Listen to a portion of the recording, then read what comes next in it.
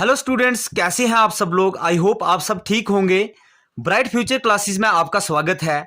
आज हम NCERT class 10th की इंट्रोडक्शन टू ट्रिग्नोमेट्री पढ़ने वाले हैं। आज हमारी बेसिक क्लास होगी। आज की क्लास सभी स्टूडेंट्स के लिए बहुत ही ज़्यादा इम्पॉर्टेंट है। ट्रिग्नोमेट्री होती क्या है, सबसे पहले हम ट्रिग्नोमेट्री की डेफिनेशंस पढ़ेंगे। तो ट्रिग्नोमेट्री क्या होती है? Trigonometry is the study of relationship between the sides and angles of A triangles. तो जैसा कि आपको यहां पर देखने को मिलेगा, ट्रिग्नोमेट्री जो एक रिलेशनशिप होता है साइड्स और ट्राइंगल के बीच में। तो यही आज इस पूरे लेसन में हम आपको इसका बेसिक बताएंगे, जिसमें हम आपको बताएंगे कैसे हमें क्वेश्चन को सॉल्व किया जाता है। सबसे पहले यहां पर हमने एक ट्राइंगल लिया यहां पर। तो ट्राइंगल क्या है? ए, बी और सी। यहां पर आप ट्राइंगल देखोगे, यहां जो एंगल बनता है वो बनता है 90 डिग्री। ये सभी बच्चे जानते ही होंगे कि यहां पर जो एंगल होता है 90 डिग्री बनता है। यहां पर हमने इनकी साइड्स के कुछ नाम लिखे हुए हैं। जैसे कि आप देखोगे, ए बी साइड को हमने नाम दिया है बेस। ये है जो एंगल हमारा 90 डिग्री बनता है। इस एंगल के सामने वाली साइड, बिल्कुल ही अपोजिट साइड, उसको हम हाइपोटेन्यूज बोलते हैं। हाइपोटेन्यूज को हमने एच से नोट किया है। और इसके साथ वाली साइड जो होती है इसको हम परपेंडिकुलर बोलते हैं, जिसको हमने पी से डिनोट करा है। और ए बी को हम बेस बोलते हैं, जिसको हमने बी से डिनोट करा है। अब हम आपको दिखाते हैं। यहां पर आप देखिएगा, यहां पर हमने लिखा है साइन, कॉस, टेन, कॉट, सेक और कुसेक।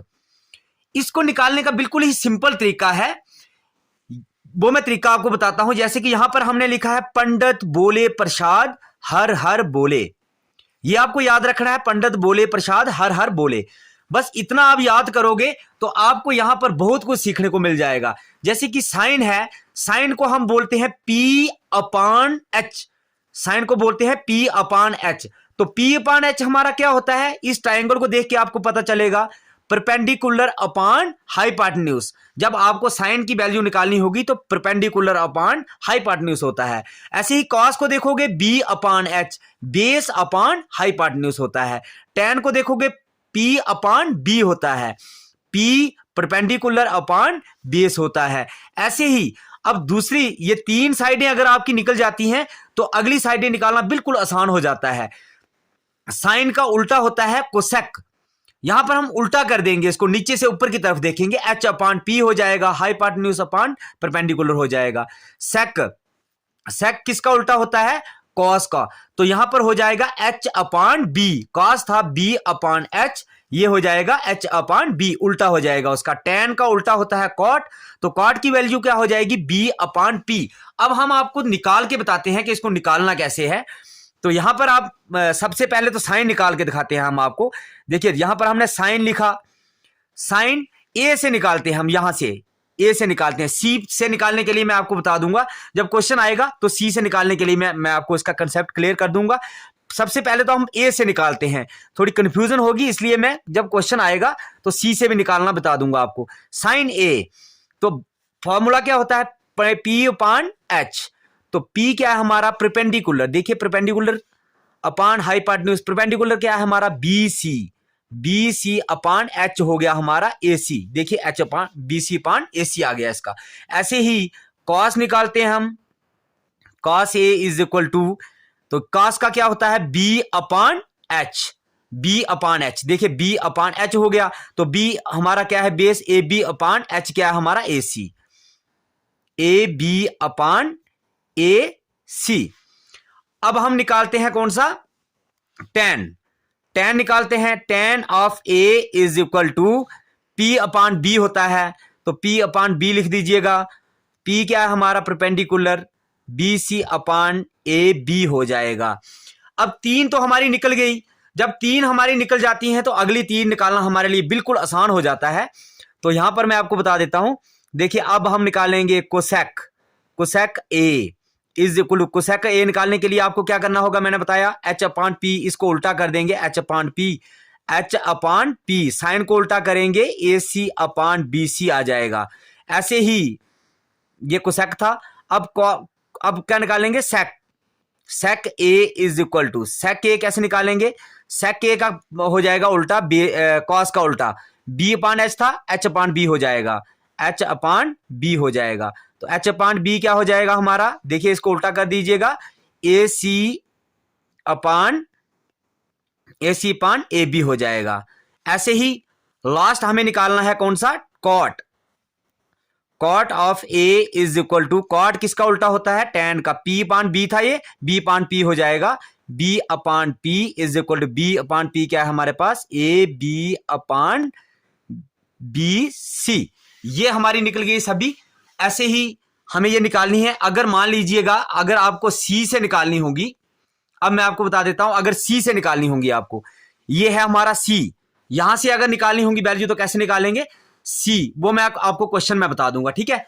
अब हम थोड़ा सा आगे बढ़ते हैं और आपको कंसेप्ट बताते हैं जो आपके क्वेश्चन में यूज होने वाला है, reciprocal relation between the trigonometric ratio. अब रेसिप्रोकल्स आप समझ गए होंगे, रेसिप्रोकल्स मतलब उल्टा हो जाता है। तो देखिए यहां पर क्या है, साइन थीटा, साइन थीटा का रेसिप्रोकल कीजिएगा, कैसे करोगे, मतलब साइन का उल्टा क्या होता है, 1 कोसेक थीटा, ये आपको याद रखना है, क्वेश्चन में काम आएगा। ऐसे ही कोसेक थीटा लिखते हैं हम, तो इसका ये किसका उल्टा हो जाएगा, साइन थीटा, ये आपको याद रखना है, क्वेश्चन में यूज होगा ये। ऐसे ही कॉस थीटा जो होता है वो किसके किसके बराबर होता है, किसका उल्टा होता है, मैंने बताया था आपको, सेक का उल्टा होता है, तो 1/सेक थीटा हो जाएगा। उसके बाद सेक थीटा कर लेते हैं, sec theta is equal to 1/कॉस theta, tan theta, tan theta is equal to, tan theta किसके बराबर हो जाएगा, 1/कॉट थीटा, तो कॉट थीटा किसके बराबर हो जाएगा, 1/टैन थीटा। ये आपको सारी चीजें याद रखनी है। और अब आती है हमारी कुछ और कंसेप्ट हैं जो आपको याद रखने हैं, वो है sine theta cosec theta is equal to, ये 1 के बराबर होता है, कॉस थीटा सेक थीटा ये भी 1 के बराबर होता है, टैन थीटा कॉट थीटा ये भी 1 के बराबर होता है। एक और कंसेप्ट है, tan theta is equal to किसके बराबर होता है, ये होता है sine theta upon cos theta. ये कंसेप्ट आपको जरूरी याद रखने हैं, क्वेश्चन में जरूर आपको क्वेश्चन में यूज होंगे ये। Theta is equal to cos of theta upon sine of theta. यहां पे मैं आपको बता देता हूं ये उल्टा है, कैसे होगा उल्टा, जैसे कि tan theta is equal to sine upon cos है ना, तो ऐसे ही कॉट थीटा क्या हो जाएगा, इसका उल्टा cos theta upon sine theta हो जाएगा, ठीक है। ये कंसेप्ट आपको याद रखने हैं, यही कंसेप्ट आपके हर क्वेश्चनों में यूज होंगे, अलग अलग क्वेश्चनों में ये कंसेप्ट आपके यूज होंगे। तो बच्चों अभी हम आपको एक बहुत ही जरूरी कंसेप्ट बताने वाले हैं जो कि आपके क्वेश्चन में यूज होगा। यहां पे आप जो टेबल देख रहे हो, इस टेबल पूरे टेबल को बच्चों को लर्न करना पड़ता है। Trigonometric ratio of some specific angles, कुछ यहां पर स्पेसिफिक एंगल्स दिए गए हैं, इनकी ट्रिग्नोमेट्रिक रेशियो आपको निकालनी होती है और बच्चों को इस पूरे टेबल को लर्न करना पड़ता है। हमेशा हर बार यही बोला जाता है कि बच्चों को कि इस टेबल को लर्न कीजिएगा, लेकिन आज मैं आपको एक शॉर्टकट ट्रिक्स इसकी बताने वाला हूं जिसके थ्रू आप इस पूरे टेबल को आसानी से लर्न कर सकते हो। जैसे कि साइन थीटा देख रहे हैं, तो यहां पर हमें क्या करना है, 0 1 2 3 4 लिख देना है।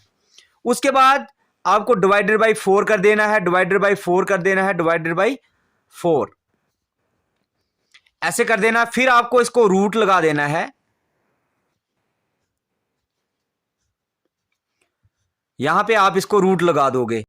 अब हमें यह करना है, 0/4 क्या होता है, 0 ही होता है। 1/4 यहां पे मैं आपको बता देता हूं, 1/4 रूट 1/4 है, तो 1 तो 1 हो जाएगा, डिवाइडेड बाई रूट 2 का स्क्वायर बन जाता है, ये स्क्वायर और root cancel is equal to 1/2 आ जाता है। क्या आ जाता है, 1/2। और यहां पे देखिएगा तो 2 1 2 2 4, तो क्या आ जाएगा, 1/√2। ऐसे यहां पर देखो √3 यहां पे √4 होगा ना, 4 होगा तो √2 का स्क्वायर होता है, square root cancel square root cancel हो जाता है और फिर क्या हो जाता है कि यहां पे आ जाएगा 2, ठीक है, और यहां पे आ जाएगा 1। फिर दूसरा हमें क्या करना है, यहां पे 4 3 2 1 और 0 कर देना है, divided by 4 divided by 4 divided by, same वैसे ही करना है और फिर रूट लगवा देना है इसको। यहां पे हम इसको रूट लगा देंगे, रूट लगा दिया, 4 4 कैंसल, 1 आ जाएगा, रूट 3 बाई, जैसा कि मैंने आपको बोला 4 जो रूट 4 होगा तो वहां 2 आ जाता है, बिल्कुल। और यहाँ पे 2 बाई, मैंने ये भी बताया आपको, रूट 2 बाई 4 है, जैसे 2 1 8 2 2 4 is equal to 1 upon root 2 आ जाएगा, 1 अपॉन रूट 2 आ जाएगा। यहाँ पे क्या होगा, 1 अपॉन 2 हो जाएगा ये, यहाँ पे क्या होगा, ये 0 के बराबर आ जाएगा। अब 10 की बात करते हैं तो यहाँ पर क्या करना होगा, हमें 1 0 1 2 3 और 4 लिखना है, डिवाइडेड बाई, यहां पे क्या करोगे, 4 divided by 3 divided by 2 divided by 1 divided by 0, इसको भी रूट लगा दोगे।